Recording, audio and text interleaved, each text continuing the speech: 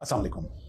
तमाम तारीफ़ें अल्लाह की, मेरी क्या तारीफ़ होनी थी, लेकिन मेरा एक ब्रीफ सा इंट्रोडक्शन ये है कि मेजर मैसम रज़ा मेरा नाम है, सियालकोट से मेरा ताल्लुक है। आर्मी ज्वाइन की 1989 में और सर्व किया 2011 तक। मिलिट्री पायलट था, हेलीकॉप्टर भी उड़ाए, जहाज़ भी उड़ाए, बड़ी जंगें भी देखी, वज़ीरिस्तान वाली, ज़लज़ले जैसे ऑपरेशन भी किए। एक बड़ी हैपनिंग लाइफ गुजारी। थ्रेट्स भी थी, थ्रिल भी थे, सेवियर भी थे, खुद खतरों में डलते भी थे, लोगों को खतरों से निकालते भी थे, एंड अल्हम्दुलिल्लाह फुल ऑफ इवेंट लाइफ गुजारी। और उस लाइफ में एक ऐसा वाकया जिसने मेरी बिल्कुल जिंदगी, मेरी सोच और मेरी आने वाली नस्लों की जो फ्यूचर प्लानिंग थी वो चेंज कर दी। वो वाकया यूं था कि 1987 में मैं आर्मी की तरफ से एक फ्लाइंग कोर्स पे मुझे जॉर्डन मेरी सिलेक्शन हुई, जो 90 दिन का कोर्स था, 3 महीने का। ये फ्लाइंग के छोटे छोटे कोर्सेज आपकी मिलिट्री लाइफ में आते रहते हैं। खैर मैं 1997 में मैं जॉर्डन पहुंचा, तो वहां मिलिट्री बेस है, किंग हुसैन मिलिट्री बेस। वो एक उनका छोटा सिटी है, अल मफाक में वो बेस है, किंग हुसैन मिलिट्री बेस। जब वो उनके कर्नल साहब थे, कर्नल हुसैन नाम था उसका, वो जो उनके उसको जीवन क्वाड कहते हैं, जो कोऑर्डिनेशन करता था तमाम एलाइड ऑफिसर जो बाहर से आए होते थे उनकी रेजिडेंस। और जब उसने लिस्ट दी हमें कि कौन किधर ठहरेगा, तो उसमें वो एक फ्लैट था जिसमें 2 पायलट्स ने रुकना था। जो तमाम फॉरेन पायलट्स जितने भी थे वो 2-2 पेयर किया हुआ था। तो जो मेरे साथ पेयर था वो इजरायली पायलट था। मैं झंडा देख के इजराइल का, तो एकदम दुनिया में चंद ही वो कंट्रीज हैं जिनके झंडे देख के हम ऊपर से नीचे होते हैं, तो उनमें से लकीली एक इजराइल है। तो मैं एकदम आई वाज शॉक्ड, और मैं कर्नल हुसैन को मैंने कहा जाके कि सर आपको पता भी है कि diplomatically we are not aligned with Israel, so if you could change my flatmate. तो उसने एकदम कलम पकड़ा, उसने कहा हाँ व्हाई नॉट, यस। तो अच्छा, जब वो काटने लगा तो ऐसे मेरी तरफ ऊपर देख के मुझे कहता है, but just for your information that pilot of Israel requested me to be your flatmate. अब जब मैंने ये सुना कि दुश्मन ने ये चैलेंज दिया कि मैं पाकिस्तानी ऑफिसर के साथ मुझे कर दें, तो मैंने कहा अब मैं नाम कटवाऊं तो फिर मैं पाकिस्तानी नहीं। तो I accept this challenge, I will live with Israeli pilot for 90 days and then life starts. 2-4 दिन तकल्लुफ में गुजरे, वो भी थोड़ा रिजर्व लगा। वो समझ रहा था पता नहीं मैं कोई आईएसआई का एजेंट हूं। चंद दिनों में हमें ये समझ आ गई कि ना मैं आईएसआई का एजेंट हूं, ना वो मुसाद का एजेंट है। तो हम दोनों पायलट हैं और कोर्स करने आए हुए हैं। 8-10 दिन के बाद बेतकल्फी हो गई, सुबह क्लास में इकट्ठे जाना, शाम को खाना इकट्ठे खाना। जब बेतकल्फी इस लेवल की हुई तो मैंने उससे पूछा, मैंने कहा you requested me to be your flatmate, he said yes. मैंने कहा is there any particular reason for that? तो जो उसका जवाब था शुएब का, वो मेरा लाइफ चेंजिंग, मेरी पाकिस्तान के साथ मोहब्बत उस दिन मुझे मेरी पैदा हुई मेरे अंदर। उससे पहले मैं बाय डिफॉल्ट पाकिस्तानी था, लेकिन मैं 1997 इस वाकये के बाद मैं बाय चॉइस पाकिस्तानी। उसने जो जवाब दिया वो मैं बार बार इस कौम को वो जवाब बताना चाह रहा हूं। मैं इससे पहले वाली भी एक वीडियो में, मैं उससे पहले वाले एक प्रोग्राम में मैं बताता, ही सेड के हम पैदा हुए थे तो मां की गोद से हमें बताया गया था कि तुम्हारा दुश्मन अरब नहीं है, तुम्हारा दुश्मन पाकिस्तान है। कहता है उसके बाद मकतब में आए तो मकतब में हमें पढ़ाया गया कि तुम्हारा दुश्मन पाकिस्तान है। कहता है मकतब के बाद स्कूल में, मकतब उनके कहते हैं मदरसे टाइप को जो कंपलसरी है स्कूल से पहले। अच्छा, कहता है उसके बाद स्कूल में आए तो स्कूल में जो चैप्टर हमें एनिमी का पढ़ाया जाता था उसमें झंडा पाकिस्तान का लगा होता था। उसमें पाकिस्तान की ज्योग्राफी पढ़ाई जाती थी, पाकिस्तान का नहरी निजाम पढ़ाया जाता था, पाकिस्तान का फौज की स्ट्रेंथ हमें पढ़ाई जाती थी। कहता है उसके बाद यूनिवर्सिटीज में, कॉलेज में एनिमी के तौर पे हमें पाकिस्तान पढ़ाया जाता। कहता है फिर मैं आर्मी में आ गया। जब आर्मी में आया तो सारी दुश्मन की मिलिट्री स्ट्रेटेजीज जो हैं वो हमें पाकिस्तान की पढ़ाई जाती थी। कहता है जब पैदा होने से लेकर आज तक दुश्मन दुश्मन दुश्मन पाकिस्तान सुनते आए, तो एक मौका मिला कि दुश्मन के साथ 90 दिन गुजारने का, तो वो आर्मी की टर्मिनोलॉजी होती है नो योर एनिमी। तो कहता है नो योर एनिमी का चांस मिला तो why should I miss it. मैं उसकी बात सुन के थोड़ा सा मैं हैरान हुआ। मैंने कहा शुएब ठीक है, हम आपको ड्यू टू मस्जिद अक्सा एंड ड्यू टू फलस्तीन हम डिप्लोमेटिकली आपको एक्सेप्ट नहीं करते, मगर इस लेवल का हमने कभी आपको दुश्मनी के भी काबिल नहीं समझा। हमारे लिए तो इंडिया ही काफी है जो हमारे साथ जुड़ा हुआ है मशरक के ऊपर, और उसके लिए हम काफी हैं, हमारे लिए वो काफी है। तो तुम लोग किस लेवल पे जा चुके हुए? तो हमने भी नेवर थॉट। तो जो इसके बाद जो उसने जवाब दिया वो इससे भी ज्यादा अहम था। उसने कहा तुम लोग अभी सोए हुए हो, अभी तुम्हारे लीडर्स तुम्हें बता नहीं रहे कि तुम लोग क्या हो और क्या काम तुम लोगों से लिया जाना है, जबकि हमारे लीडर्स ने हमें बता दिया। इसलिए हमें बहुत क्लियर है कि तुम लोग क्या हो, लेकिन तुम लोगों को खुद अभी नहीं पता तुम लोग क्या हो। और जब मैंने थोड़ा इसरार किया, उसको अनफोल्ड किया, तो उसने कहा कि कभी तुम लोगों ने गौर किया कि पूरी दुनिया का नक्शा ले लो, पूरी दुनिया में 2 कंट्रीज ऐसे हैं जो रिलीजियस आइडियोलॉजी की बुनियाद पर बने हैं, और वो एक पाकिस्तान है और एक इजराइल है। पाकिस्तान बना 1947 में, इजराइल बनता 1948। अब what a coincidence, what a coincidence कि 9 महीने के अरसे के अंदर अंदर 2 मुल्क, जो काम जब से दुनिया बनी थी नहीं हुआ था, और वो एक ही 9 महीने के अंदर अंदर वो काम दुनिया में होता है। पाकिस्तान बनता है 27 रमजान को, वो मुबारक ताक रात जिसके लिए हमारा कुरान भी ना अंज़लना पूरी उतरी उसके ऊपर, हमारी सारी दुनिया जानती है कि वो ताक़त क्या है हमारे लिए। जिस रात फरिश्ते उतरते हैं अपनी रहमत के लिए, खुदा फरमा रहा है, और साथ वो भी अल्लाह का है, तुम क्या जानोगे ये रात क्या है। और इजराइल बनता है 1948 में। अब जब वो कहता है, शोएल कहता है मुझे कि ये ऐसे ही नहीं बना, ये बाय डिवाइन हुआ है, और जब एंड ऑफ द वर्ल्ड जो जंग होनी है वो हमारे दो मुल्कों के बीच में होनी है। आधी दुनिया तुम्हारे पीछे खड़ी होगी, आधी दुनिया हमारे पीछे खड़ी होगी, और ये उसके लिए तैयारी की जा रही है। अच्छा, मैं उसकी बातें सुन के मैंने कहा यार ये लंबी छोड़ गया, ये क्या बात कर रहा है, इसके पीछे तो आधी दुनिया खड़ी होगी, वो तो समझ आता है, अमेरिका इसके पीछे यूरोप है, इसको बनाने वाले यूरोपियन है, तो हमारे पीछे कौन खड़ा होगा। तो अब आके वो क्या कहता है, अब आके कहता है कभी तुम लोगों ने गौर किया, ऐसे उसने ना सामने वो एक पेंसिल पड़ी हुई थी जो हम पढ़ रहे थे, ये ड्यूरिंग स्टडी ये हमारी डिस्कशन हो रही थी, उसने पेंसिल पकड़ के ना कहता है तुम लोगों के अंदर ये कैपेबिलिटी नहीं है अभी कि ये पेंसिल बना सको अपने मुल्क में, ये चाइना से इंपोर्ट करते हो, जबकि इस वक्त दुनिया का सबसे लेटेस्ट 3 न्यूक्लियर टेक्नोलॉजी तुम लोग बना के बैठे हुए। This is a miracle. तुम लोग अपना शार्पनर चाइना से मंगवाते हो, जबकि इस वक्त तुम फाइटर जेट बना रहे हो, उस वक्त हम प्रोडक्शन शुरू हुई थी, यानी कि वो टेक्नोलॉजी अभी JF-17 अल्हम्दुलिल्लाह अभी तो प्रोडक्शन भी हो गई, और वर्ल्ड लेटेस्ट जो अभी हमारा जहाज है और अभी एक्सपोर्ट भी हो रही है। ये मुझे उसने 1997 बोला, कहता है ये ऐसे ही हो गया, दुनिया की 6ठी प्रोफेशनल आर्मी लेके बैठे हुए हो तुम लोग, और जो कंपटीशन इंटरनेशनल आर्मी का होता है उसमें तुम्हारी फौज नंबर 1 होती है। कहता है ये ऐसे ही हो गया, जबकि तुम लोग इस वक्त IMF के कर्जे के अंदर बुढ़े हुए, ये कौन कर रहा है, ये बाय डिवाइन हो रहा है, समबडी इज डूइंग इट, ये तुम लोगों को खुद नहीं अभी समझ आ रहा। ये जब आखिरी वक्त आना है, जब हम दोनों ने आमने सामने खड़ा होना, तुम लोगों को उस वक्त तुम्हारे लीडर्स ने तुम्हें गाफिल रखा हुआ है, वो बेतकल्लफी की वजह से फरत जज्बात में बोल गया, या कुछ ऐसा भी है कि हम पाकिस्तानी होस्ट बड़े अच्छे होते हैं, मैं उसको अक्सर बाहर खाने के लिए ले जाता था, बिल मैं पे करता था, तो वो हमारी जो अच्छी होस्ट होने की एक काबिलियत है ना, तो शायद उस वजह से वो सच उगल गया मेरे आगे।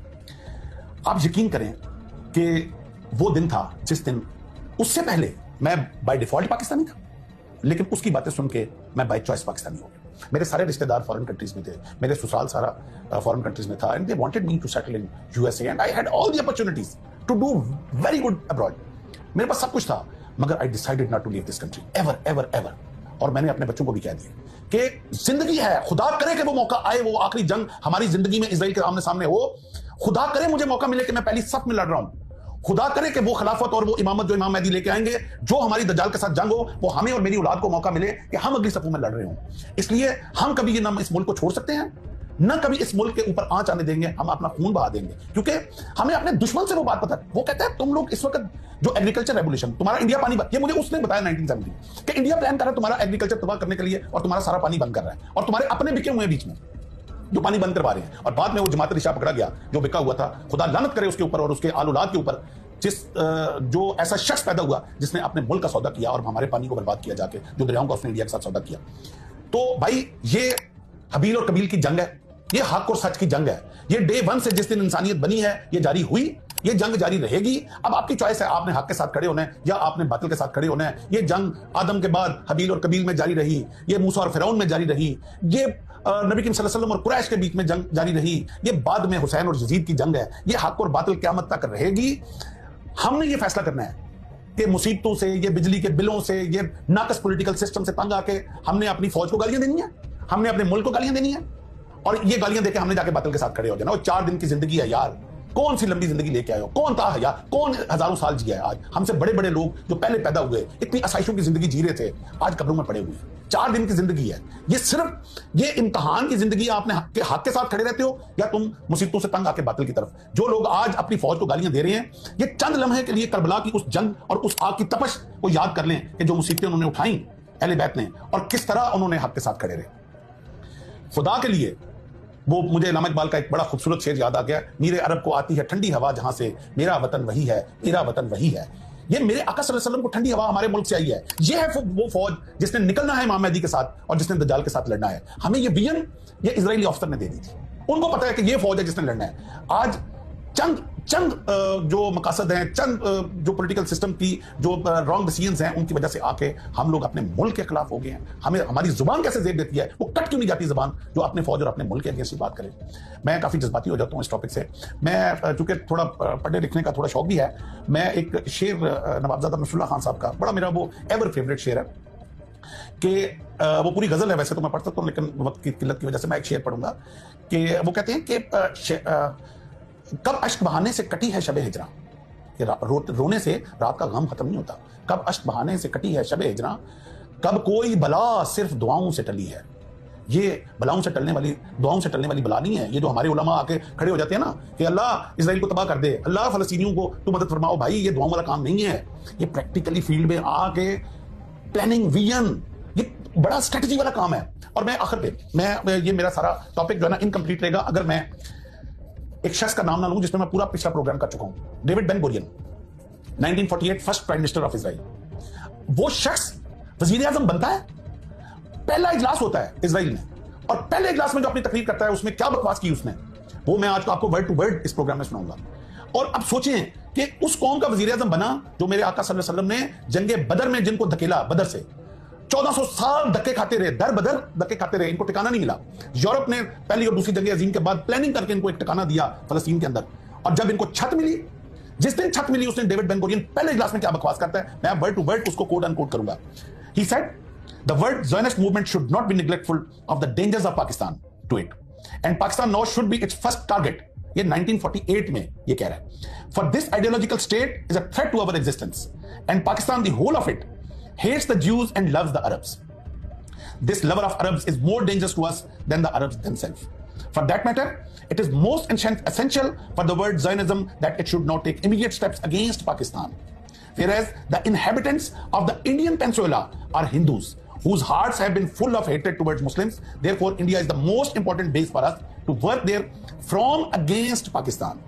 It is essential that we exploit this base and strike and crush Pakistanis, enemies of Jews and Zionism, by all disguised and secret plans. Every word is notable in this. और आखिर पे वो लिखता है by disguised and secret plans. फिर वो लिखता है हिंदूज के साथ जुड़ जाओ। आज क्या हो रहा है? कौन नहीं देख रहा इस वक्त इंडिया का और जो इजराइल का आपस में कोलैबोरेशन है? आज जो फास्फोरस फलस्तीनियों के ऊपर फेंका जा रहा है वो इंडिया से एक्सपोर्ट हुआ है। कौन नहीं जानता? खुदा के लिए पाकिस्तानियों, खुदा के लिए मुसलमानों इकट्ठे हो जाओ। जब दुश्मन इकट्ठा हो सकता है पाकिस्तान के लिए, तो तुम लोग अपने लिए इकट्ठे क्यों नहीं हो सकते? This is high time. वातसिमू बिहब्लिल्लाहि जमीअन वला तफर्रकू। हमें एक झंडे के नीचे वापस इकट्ठे होना है।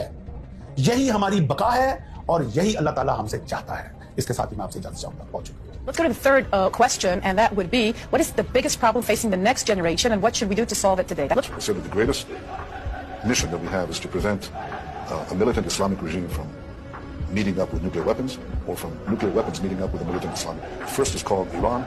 The second is called Pakistan. President Obama's speech, and you said, that Pakistan is the new target. However, he's saying that Pakistan and the United States have to have this important partnership. What's going on there then? The goal, once again, is to destroy Pakistan as an energy corridor between Iraq, Iran, other countries in the Middle East that produce oil, and China, because that's where a pipeline could go. The pipeline could start in Iraq, it could go to Iran, it can go up through Pakistan, cross the Himalayas, above Kashmir, go into China. This would be oil going towards China and Chinese economic influence coming into the Middle East and essentially cutting out the Anglo-Americans. And how is that going to happen, the destruction of Pakistan?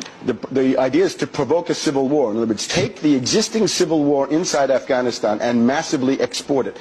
The U.S. would possibly consider a direct attack on Pakistan, but they can't, because Pakistan is too big and it has nuclear weapons. So there's nuclear deterrence. The only way to do it is to take the Pashtun population in Afghanistan and Pakistan, rile them up into an independence movement, do the same thing with the people in Baluchistan, and with that you've carved Afghanistan, you've broken Pakistan into 4 pieces or 3, and you've even started to carve Iran, because those Baluchis are a peripheral group of the Iranians. So परचम हिलाल के